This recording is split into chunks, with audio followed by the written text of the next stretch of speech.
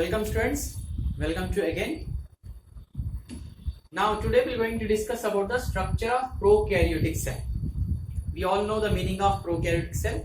We are discussed about the prokaryotic cell and eukaryotic cell in the earlier classes, right? So what is prokaryotic cell? We'll discuss again. The cells, especially the bacterial cells. The prokaryotic cell means the cells which don't have a proper definite membrane around their genetic material. Those kind of cells are called as prokaryotic cell. That means in these cells the genetic material is naked, free and suspended in the cytoplasm. So those type of cells are considered as a prokaryotic cell. So here best example of prokaryotic cell is a bacterial cell. Now this is the diagram of bacteria and these are the different parts of bacteria. We'll discuss one by one. The first part is cell envelope. Now if you observe the diagram, in the diagram here the cell envelope is given. The first part, that is cell envelope, which consists of three parts. It is an outer layer of bacterial cell and it consists of glycocalyx, cell wall and plasma membrane. Three different layers together called cell envelope. If you see the figure here, the outermost layer is called glycocalyx. The outermost layer is glycocalyx. The middle layer is called cell wall and the inner layer is called plasma membrane. Outer layer is called glycocalyx. The middle layer is called cell wall and the inner membrane is called plasma membrane. Now if you see here the glycocalyx, the behavior, or we can say the type of glycocalyx is again two different types in the prokaryotic cell. Or we can say the prokaryotic cell can be differentiated into two categories based on the type of glycocalyx. Here there are two names are given, capsule and slime layer. If the glycocalyx is very thick in nature, that type of glycocalyx is called as capsule. That means it is always thick, and slime layer is always thin. Slime layer is always thin, right? So capsule and slime layer. These are the two different types of behavioral are the changes in the glycocalyx. If the glycocalyx is thick, that type of glycocalyx is considered as a capsule. If the glycocalyx is thin, that is called as slime layer. And it is the outermost layer of bacterial cell, or we can say the prokaryotic cell. Second is cell wall. The second most layer, that is just below the glycocalyx. And this cell wall is different from the plant cell because the chemical composition is completely different. Okay. Then third most important layer is plasma membrane. It is a common membrane. It is present in all the type of cells, right? And it is chemically a lipoprotein membrane. So all these three layers together called cell envelope. Next, second is membranous structures. Now what is membranous structures? There are two membranous structures are there. One is mesosomes and second one is chromatophores. First we'll discuss about the mesosomes. If you observe this diagram here, the mesosomes written over here, and the meaning of mesosomes means the mesosomes are nothing but the finger-like projections produced by plasma membrane into the cytoplasm of the bacterial cell. The innermost layer is plasma membrane, and here at this point this plasma membrane invaginates, or it produces a finger-like projections into the cytoplasm of the bacterial cell. These inner foldings of plasma membrane are called as mesosomes. Now what is the function of these mesosomes? As they are the inner foldings, they increase the surface area. The first thing. Apart from the surface area, it performs three important functions. One is it helps in the cell division. Second, it helps in the DNA replication.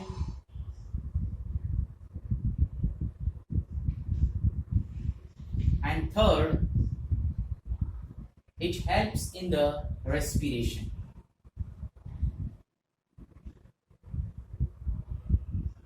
That means the cell division is nothing but the genetic material should be double. It becomes double. So the genetic material double means the DNA will going to replicate. So the replication of DNA and cell division and along with the respiration. Now in normal cell, in plant cell, or we can say the animal cell, the respiration, the cellular respiration is under the control of mitochondria. Now here in this bacterial cell or prokaryotic cell, none of the membrane bound organelles are present, right? So there is no organelles are present except here written over here ribosomes.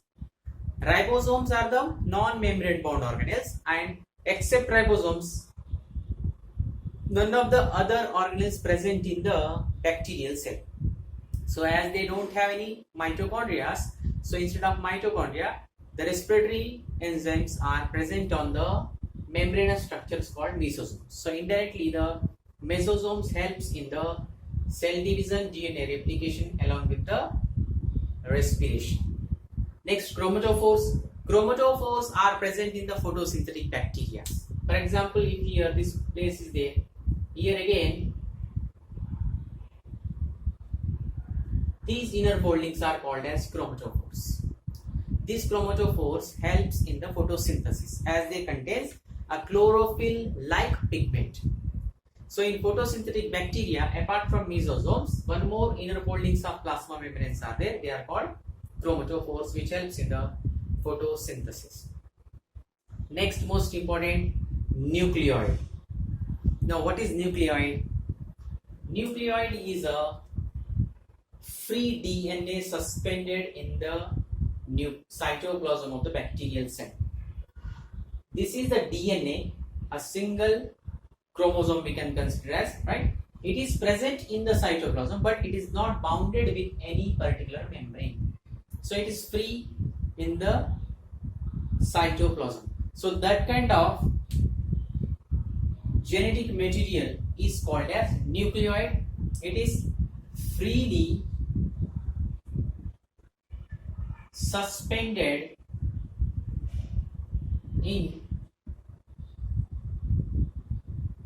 cytoplasm. It is freely suspended in the cytoplasm. Okay, that type of genetic material is known as nucleoid. Now, apart from nucleoid, which is the main genetic material of bacterial cell and which controls all the activities of the cell. Apart from this nucleoid, it also contains one more. This structure is there. Here it is written over here as plasmid. What is plasmid actually? Plasmid is a extra chromosomal DNA. Plasmid is a extra chromosomal DNA present in the bacterial cell. Not in every bacteria. There are so many bacteria which have this extra chromosomal circular DNA. Example, E. coli bacteria is there, in which this extra chromosomal circular DNA is there. This is called plasmid. Now what is the importance of this plasmid? This plasmid is a best recombinant vector. That means in the biotechnological experiments to synthesize a recombinant DNA, these plasmids act as a vectors, right? And then the special feature of these plasmids are, the two important features are there. First, they have self-replication property. So without any disturbance in the bacterial cell, within the bacteria itself, the plasmid itself can replicate and produce its new copies. It is not under the control of this bacterial DNA or nucleoid. It is completely independent. So it is a self-replicating organelle-like structure, right? Plasmid. And then it has two important antibiotic resistant genes also. If we take an example of plasmid PBR322, the most important plasmid is there, PBR322. It is a plasmid. This plasmid has two important resistant genes. One is ampicillin resistant gene and second is tetracycline resistant gene in the E. coli bacteria. And what is the use of this resistant gene? Because of these resistant genes present in this plasmid, the bacteria have a resistant power against two antibiotics, that is ampicillin and tetracycline. So that is the importance of plasmid. And this property of plasmid, that is having a antibiotic resistant gene, these will help in the identification of transformants and non-transformants, or we can say recombinants and non-recombinants during the recombinant technological experiment, right? Like we can say biotechnological experiment. Okay, so that is the importance of plasmid. So plasmid is an extra single circular chromosomal DNA. Next, ribosomes. Now ribosome, what is the specialty of ribosome? Ribosome is the only organelle. Ribosome is the only organelle present in all the type of cells. And we all know the basic function of ribosome. The basic function of ribosomes is protein synthesis.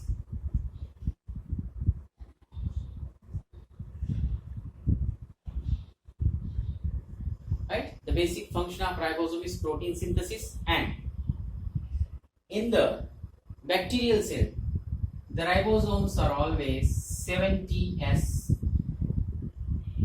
type. The ribosomes are always 70S type. Right? Now, what is the 70S type? We'll discuss in the discussion about the ribosomes in detail later in next class. Right? So here, the ribosomes are at 70S type in the prokaryotic cell, or we can say bacterial cell, and they are responsible for the protein synthesis. Right? These are all ribosomes. Apart from these ribosomes, here one more thing is there, polyribosomes. Now, what is polyribosomes? During protein synthesis, more than one ribosomes attached in a group. This is a group of ribosomes. During protein synthesis, sometimes the group of ribosomes attached, that group is called polyribosome, or we can say polysomes. The polyribosome also called as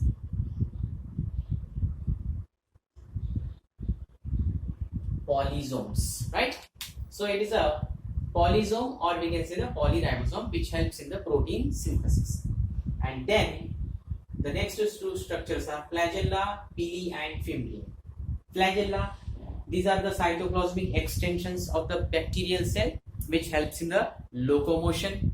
And pili and fimbriae, these are also structures, or we can say the membranous structures, which helps in the sexual reproduction of the bacteria.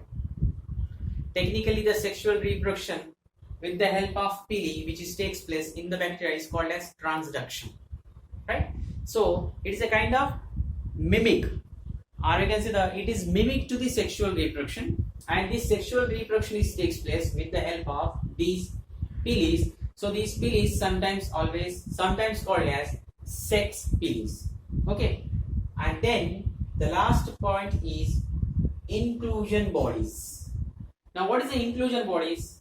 Within the cytoplasm, there are so many storage granules are there, like glycogen granule. So glycogen granules are there, phosphorus granules are there, sulfur granules are there. All these granules present and distributed into the cytoplasm, all these together called as inclusion bodies. This is a simple description of the prokaryotic cell, or we can say the bacterial cell.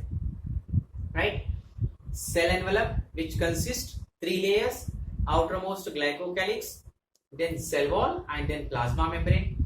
Then two important membrane structures are there. One is mesosomes and second one is chromatophores. Mesosomes are the finger-like projections are extended into the cytoplasm. They are called as mesosomes, which helps in the cell division, DNA replication and respiration. Chromatophores, apart from mesosomes, one more extensions are there. These are called chromatophores. They are also extended from the plasma membrane only. And in the photosynthetic bacteria, they contains chlorophyll-like pigment which helps in the photosynthesis. Then nucleoid, it is a single free DNA which is suspended in the cytoplasm and it don't have any proper nuclear membrane. So that type of genetic material is considered as nucleoid, and it is the main genetic material which controls the activity of bacterial cell. Apart from this nucleoid, one more structure is there, single circular DNA, that is called plasmid, which is most important, which is present in some bacteria, and it has a property of self-replication, and also it has a specific feature which helps in the recombinant DNA technological experiment, that it has a vector property. It will accept the foreign DNA, a piece of DNA, and it can able to replicate and produce number of foreign DNA copies. So it will be very helpful in the recombinant DNA technological experiments. Then ribosomes.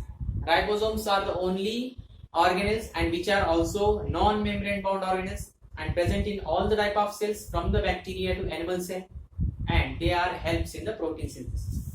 During protein synthesis, some ribosomes are come in a group, and this group of ribosomes called as polyribosomes, or we can say the polysomes. Apart from that, they have flagella, sex pili, and inclusion bodies. Inclusion bodies, different storage granules, like example glycogen granules. Flagella helps in the movement, and pili, commonly called as sex pili, which helps in the sexual reproduction in the bacteria. Okay, so this is about the simple structure of bacteria.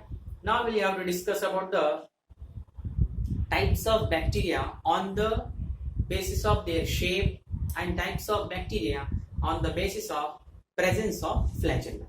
Okay, so we'll discuss about that in the next class. Okay, thank you.